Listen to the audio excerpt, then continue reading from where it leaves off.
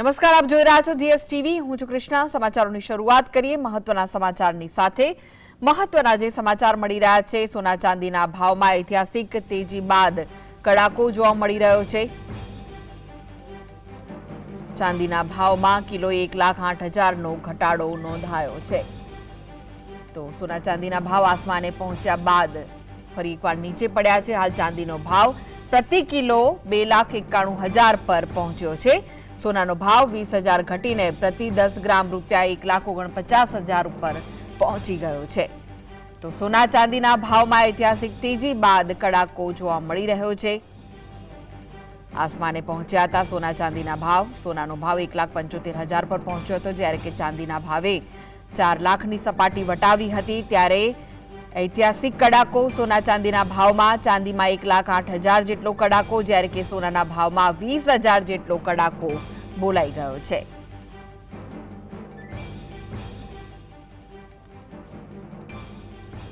તો સોના ચાંદીમાં કડાકાના શું કારણો છે તેના પર નજર કરીએ તો સોના ચાંદીના ભાવમાં ઐતિહાસિક કડાકો નોંધાયો છે। તેણે દાયકાઓનો રેકોર્ડ તોડી નાખ્યા છે। તેજીના વલણના વળતા પાણી જોવા મળ્યા છે।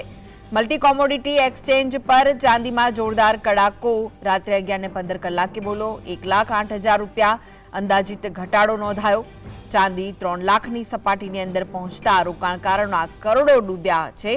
લોંગ અનવાઇન્ડિંગ ભારે વેચવાલીની અસર આ ડાઉનવર્ડ ટ્રેન્ડ પાછળનું મુખ્ય કારણ છે।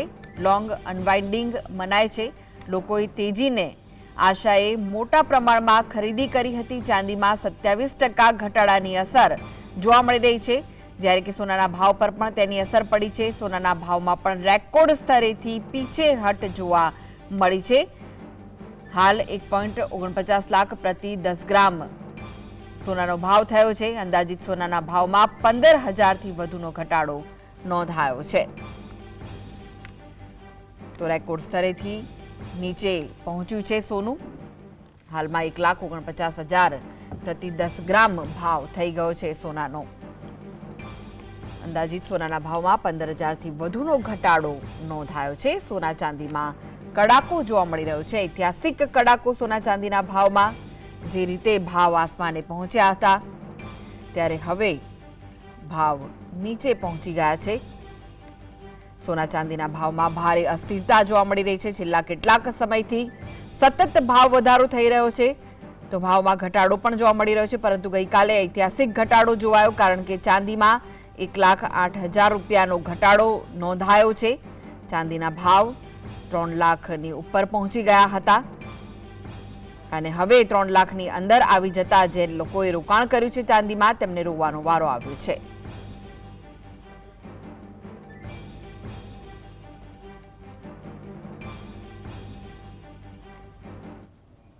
તો આ વિશે ચર્ચા કરવા માટે આપણી સાથે ઓનલાઈન જોડાઈ ગયા છે બિરેન વકીલ, જેઓ કોમોડિટી એક્સપર્ટ છે, અને સાથે જ ખુશલભાઈ જોડાયા છે, જેઓ વેપારી છે જ્વેલરીના। બંનેનું સ્વાગત છે। બિરેનભાઈ, સૌથી પહેલા આપની પાસે હું આવવા માંગીશ કે સોના ચાંદીના ભાવમાં જે અસ્થિરતા જોવા મળી રહી છે, શું મુખ્ય કારણ છે? મુખ્ય કારણ પરમ દિવસે ચીનમાં એક ડિજિટલ ગોલ્ડ એપ છે, એના વિથડ્રોઅલ ડિક્લાઇન થયા। મીન્સ લોકોએ પૈસા માંગ્યા તો પૈસા મળ્યા નહીં, મેટલ પણ ના મળી, એટલે ભીડ ઉમટી ને ભીડ ઉમટે એટલે પછી એ ફોટા બધા વાયરલ થયા। તો ETF પેનિકમાં આવ્યું અને વાયુવેગે પ્રસરતા કોમેક્સમાં પણ ઘટાડો જોવાયો, ETF માં પણ ઘટાડો જોવાયો અને 2 જ દિવસમાં આપણું M6ની રીતે જોઈએ તો 4,20,000ના ભાવ હતા ચાંદીના, એ 2,91,000 થઈ ગયા। એમાં ગઈકાલે 1,05,000 તૂટ્યા, અંદાજે 32%નો ઘટાડો આવ્યો છે। એનું એક કારણ ગામા હેજિંગ પણ કહી શકાય। જે લોકોએ ઓપ્શનમાં કોમ્પ્લેક્સ પોઝિશન બનાવી હોય, એને પોતાની રિસ્ક ઘટાડવા માટે કમ અને મજબૂરીથી પણ સોદાઓ એડજસ્ટ કરવા પડે। જી ખુશલભાઈ, આપની પાસે આવવા માંગીશ કે સોના ચાંદીના ભાવમાં જે સતત કેટલા ટાઈમથી અસ્થિરતા જોવા મળી રહી છે, વેપાર પર કેવી અસર પડી રહી છે તેની? કસ્ટમર ખાસા જે બાઇંગ હતું ઘણું ઓછું દેખાઈ આવતું હતું। જેને જરૂરિયાત હતી, મેરેજ સિઝન હતા, ફંક્શન હતા, તેના પૂરતું જ પર્ચેસિંગ કરી રહ્યા હતા। ઓવરઓલ અમે લોકો સેલિંગમાં ખાસો એવો ઘટાડો જોયો। ઓલમોસ્ટ 30-40% અમને ઘટાડો નોંધાયો છે સેલિંગની અંદર, જ્વેલરીમાં ખાસ કરીને। તો એટલે કસ્ટમરની જે જરૂરિયાત પૂરતી જ બાઇંગ આવ્યું છે હમણાં લાસ્ટ આપણે છે તો 5-6 મહિનાથી. જી બિરેનભાઈ, જો આપણે વાત કરીએ તો યુએસ ઇન્ટરેસ્ટ રેટ્સ હોય કે પછી ડોલર ઇન્ડેક્સ હોય કે પછી ક્રૂડ ઓઇલના જે ભાવો છે તેની ગોલ્ડ અને સિલ્વર પર કેટલી અસર થતી હોય છે તે ભાવોની? મુખ્યત્વે તો ગોલ્ડ કે સિલ્વરને આપણે ડોલર હેજ કે ફિયર હેજ કરીએ. જ્યારે બજાર વિશ્વમાં ક્યાંય પણ ભય અસ્થિરતા અરાજકતા હોય તો હેજિંગ રૂપે ગોલ્ડ સિલ્વરમાં ડિમાન્ડ નીકળતી હોય છે. ડોલરની કમજોરી પણ એક એનું કારણ હોઈ શકે. અત્યારે આપણે જે જોઈ રહીએ તો મુખ્ય 2-3 દિવસના ઘટાડામાં એક તો ફેડના ચેરમેન તરીકે પહેલા કેવિન હાર્શની વાત હતી, એની જગ્યાએ બીજું નામ આવ્યું છે જે પ્રમાણમાં થોડું માર્કેટ ફ્રેન્ડલી છે, તો એને પણ થોડી આ ઘટાડાને વેગ આપ્યો છે. અને બીજું નાઇમેક્સે અને ચાઇનાએ બંને માર્જિન વધાર્યા છે પોતાની એક્સચેન્જની પોઝિશન ઉપર, એ પણ એક કારણ છે. એમ 2-3 કારણો ભેગા થયા છે. જી ખુશલભાઈ, રોજે રોજ જે ભાવમાં અસ્થિરતા જોવા મળી રહી છે સોના ચાંદીના ભાવમાં, ત્યારે ગ્રાહકો શું ખરીદી ટાળી રહ્યા છે કે પછી તેમાં રોકાણ કરી રહ્યા છે? રોકાણકારો વધારે છે અત્યારે. ખરીદીમાં જ્વેલરીમાં અમને ઘણું જ અત્યારે ઓછા સેલિંગમાં ઘણું ઓછું અત્યારે છે. ખાસ કરીને જ્વેલરીમાં જેને જરૂરિયાત છે એટલું જ અત્યારે એ લોકો બાઇંગ કરી રહ્યા છે. ઓવરઓલ અમે લોકો અત્યારે ખાસ લાસ્ટ 5-6 મહિનાનો ટ્રેન્ડ જોઈ રહ્યા છે, તેની અંદર અમને સેલિંગમાં ઘટાડો દેખાયો છે. જી, લગ્નસરાની સિઝન પણ ચાલી રહી છે, ત્યારે લોકોનું કેવું રૂખ જોવા મળી રહ્યો છે સોના ચાંદી તરફ? કારણ કે એકદમથી ભાવ વધી જાય છે અને પછી કડાકો પણ જોવા મળતો હોય છે ત્યારે, અને સતત આ ભાવમાં અસ્થિરતા છે ત્યારે. ખુશલભાઈ, કસ્ટમર હંમેશા વેઇટ એન્ડ વોચ કરે છે. ભાવ વધે છે ત્યારે પણ અને ઘટે છે ત્યારે પણ.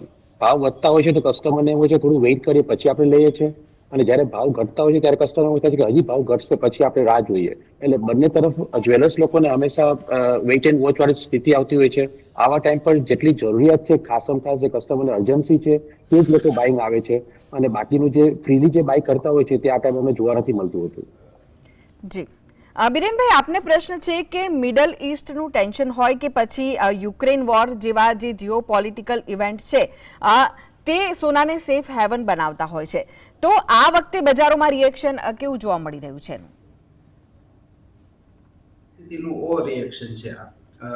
હમણાં બહુ લાંબા સમયથી આપણે જોઈ રહ્યા હતા કે ચાંદીમાં સેમિકન્ડક્ટરની ડિમાન્ડ, સોલાર પેનલની ડિમાન્ડ, ન્યૂ એનર્જીની ડિમાન્ડ, આ પ્રકારની સ્ટોરીઓ હતી. તો આ મેજર સ્ટોરીમાં કોઈ ચેન્જ નથી આવ્યું, પણ જે વધારે પડતી યુફોરિયા અથવા તો મેનિયા કન્ડિશન હતી એનું આ નેચરલ ઓવર રિએક્શન છે.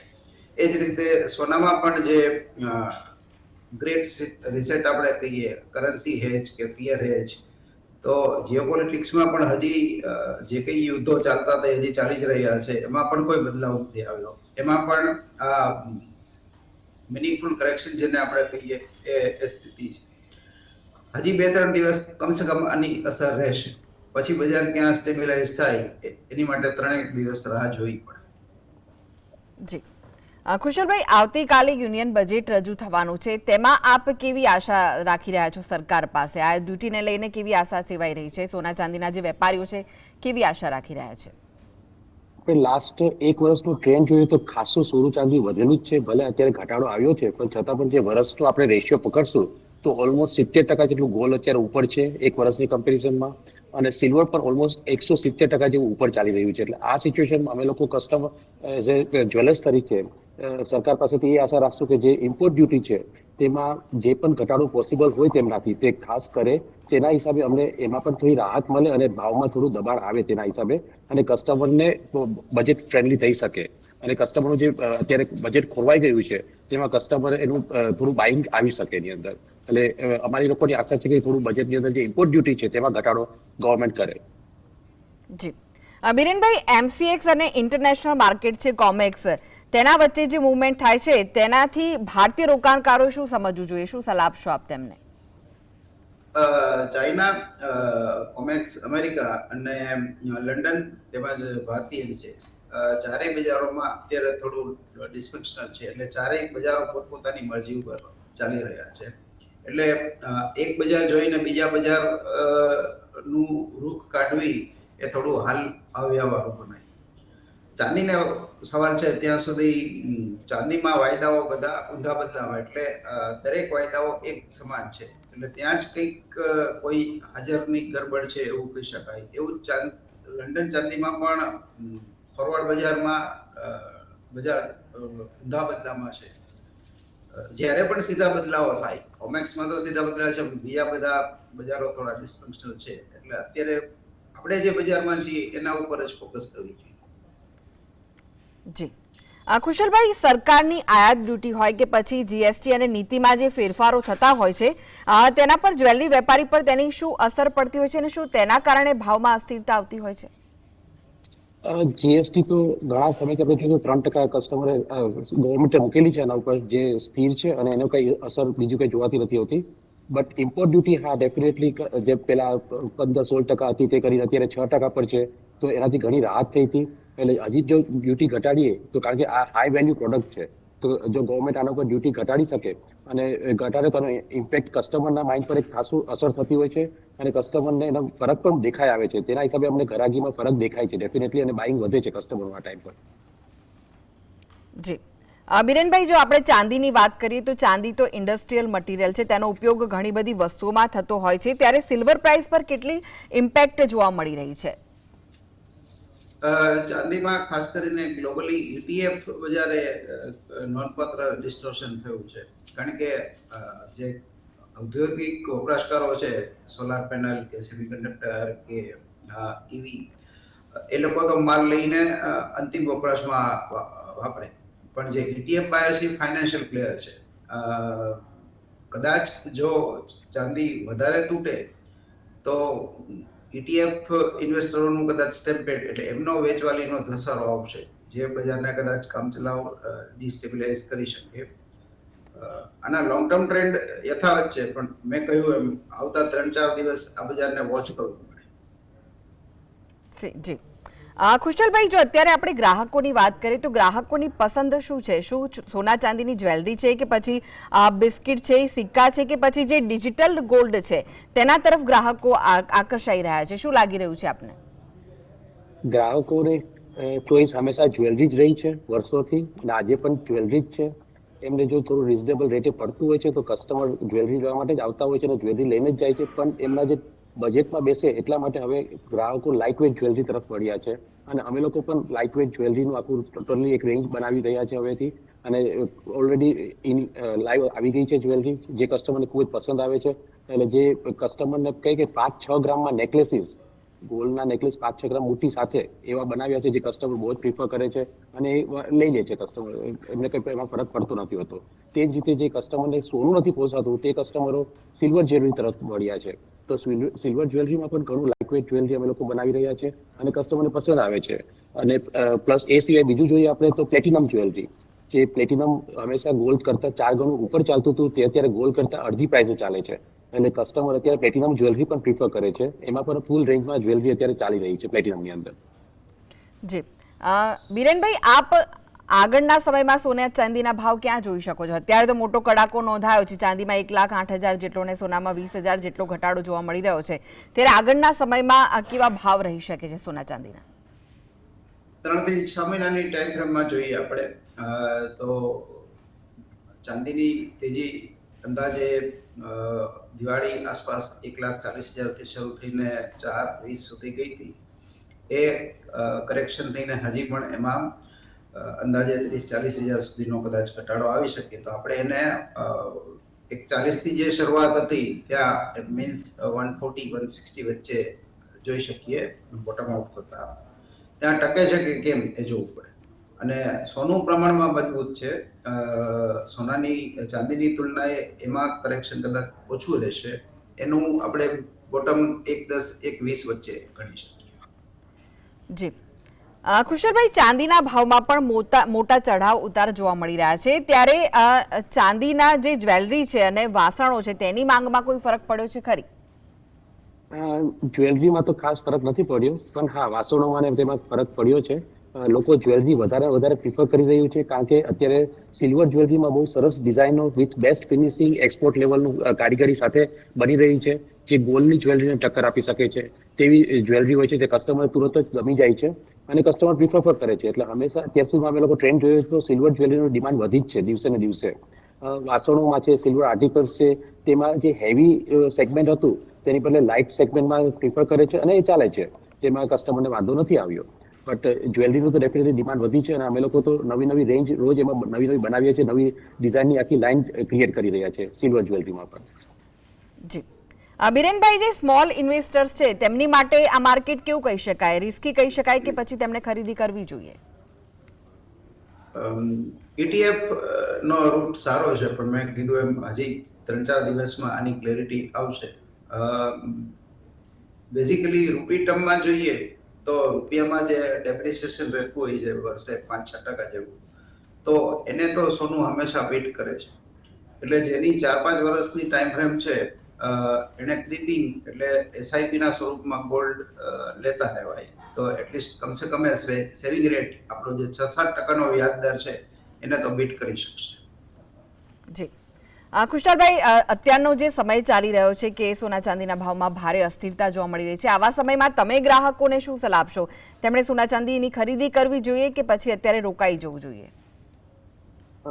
હરેક મોમેન્ટ પર જ્યારે ડીપ મળે છે ત્યારે ખરીદી કરવાનું હું એગ્રી કરીશ કસ્ટમર સાથે, કે જે પણ ડીપ મળે છે ત્યારે હરેક વાર ઇન્વેસ્ટમેન્ટ કરતા રહ્યો અથવા ખરીદી ચાલુ રાખો, એક એવરેજિંગ પકડવા માટે. કારણ કે ભાવ ક્યાંથી શું જશે તેનું મુવમેન્ટ બહુ હાઈ વોલેટિલિટી અત્યારે થઈ ગઈ છે બંને મેટલમાં, સિલ્વર અને ગોલ્ડની અંદર. તો આપણને એનો ટ્રેન્ડ ખ્યાલ નથી આવતો. પ્લસ જીઓપોલિટિકલ સિચ્યુએશન અત્યારે એવી છે કે કંઈ પણ અત્યારે મુવમેન્ટ આવી શકે છે આની અંદર. કોઈ પણ સ્ટેટમેન્ટ છે, ટ્રેડ વારના સ્ટેટમેન્ટ છે, તેનાથી આને તરત ઇફેક્ટ ગોલ્ડ અને સિલ્વર પર પડે છે. એટલે ક્યારે પાછું વધી જાય છે તે આમાં અત્યારે બિલકુલ એઝ્યુમ નથી કરી શકાતો આની અંદર. એટલે વેરી અનપ્રિડિક્ટેબલ માર્કેટ થઈ ગઈ છે. એટલે જ્યારે ડીપ મળે છે ત્યારે હંમેશા બાઇંગ કરતું જ જવું જોઈએ આની અંદર. જી બિરેનભાઈ, એવું થતું હોય છે કે ડોલર જ્યારે સ્ટ્રોંગ થાય ત્યારે જે ગોલ્ડ છે તે સામાન્ય રીતે નીચે જાય છે, પરંતુ એવું નથી લાગતું કે અત્યારે આ જે પ્રક્રિયા છે તે બ્રેક થઈ રહી છે? આપનું ઓબ્ઝર્વેશન ખરેખર સારું છે. ખાસ કરીને આપણે જે હાલનું જે ટ્રમ્પ એડમિનિસ્ટ્રેશન છે એ એક અલગ આયામનું છે. કદાચ ભાગ્યે જ કોઈ 1% આધારે વિશ્વભરના બજારો ચાલતા હોય એવું કદાચ ક્યારેય નહીં જોવાયું હોય. એટલે અત્યારે આપણે આ જે રેગ્યુલર રિલેશનશિપ છે કે ભાઈ ડોલર ઘટે તો સોનું વધે અથવા તો યુરો વધે તો સોનું ઘટે, એ નોર્મલ રિલેશનશિપ બધી બ્રેકડાઉન થઈ ગઈ છે. જી ખુશાલભાઈ, આપને કહેવા માંગીશ કે જે નાના શહેરો હોય છે અને ગામડાઓમાં હોય છે તે બંનેમાં એક જ પ્રકારની ખરીદી જોવા મળતી હોય છે કે તેમાં તફાવત જોવા મળતો હોય છે, અને હાલમાં શું લાગી રહ્યું છે તમને? ટાયર 1, ટાયર 2, ટાયર 3 સિટીઝની આપણે વાત કરીએ છીએ, નાના શહેરોની સિટીઝની વાત કરીએ છીએ, તો તે લોકોનું જે બાઇંગ આવે છે તે થોડું સોલિડ બાઇંગ હોય છે. તેમને થોડું હેવી જ્વેલરી પ્રિફર આવે છે. જ્યારે આપણે શહેરોની વાત કરીએ છીએ, લાઈક મેટ્રો સિટીઝ છે, સુરત 2 ટાયર સિટીઝ છે, તો તેમાં જે બાઇંગ આવે છે તે લાઇટ વેઇટ જ્વેલરીનું વધારે બાઇંગ આવે છે. યંગસ્ટર્સ લોકો વધારે પડતું જે ડેલી વેરેબલ જ્વેલરી છે તેની પ્રિફર કરે છે. એટલે બંનેમાં તફાવત છે બાઇંગ ડિઝાઇનનું. એટલે અમારે બધું જ મેન્ટેન કરવું પડતું હોય છે તેની અંદર. એટલે ઓવરઓલ ટ્રેન્ડ જોઈએ તો અત્યારે લાઇટ વેઇટ જ્વેલરીનો ટ્રેન્ડ વધી રહ્યો છે. જી બિરેનભાઈ, આપણા જો દેશની વાત કરીએ તો આપણા દેશમાં સોના ચાંદી પ્રત્યે લોકોનો પ્રેમ વધારે હોય છે અને તેને એક સેફ ગણતા હોય છે કે તેમાં ઇન્વેસ્ટ કરવું સેફ છે. પરંતુ અત્યારે જે રીતની અનિયમિતતા જોવા મળી રહી છે સોના ચાંદીના ભાવમાં, શું લાગી રહ્યું છે કે લોકો બીજા એસેટ તરફ વધી રહ્યા છે આગળ, કે ત્યાં રોકાણ કરે? ટ્રેન્ડની રીતે સોનું ગઈકાલે પણ સલામત હતું, આજે પણ સલામત છે અને આવતીકાલે પણ સલામત રહેવાનું. એનું કારણ મેં કહ્યું એમ કે રૂપી કરતા આની વધવાની ઝડપ વધારે હોય છે, એટલે એને સોનાને ઇન્ફ્લેશન હેજ કહીએ છીએ આપણે. જ્યારે સોનું કોરોના સમયમાં 44,000-45,000 હતું, મતલબ 5 વર્ષમાં 50,000ના અંદાજે 1,80,000 થયા, તો નેચરલી 30-40% કરેક્શન આવે. એ બજારની હેલ્ધી પ્રક્રિયા છે. પણ આને ટ્રેન્ડ માની લેવાની જરૂર નથી. ટ્રેન્ડ તો હજી ઓરિજિનલી અપવર્ડ જ છે.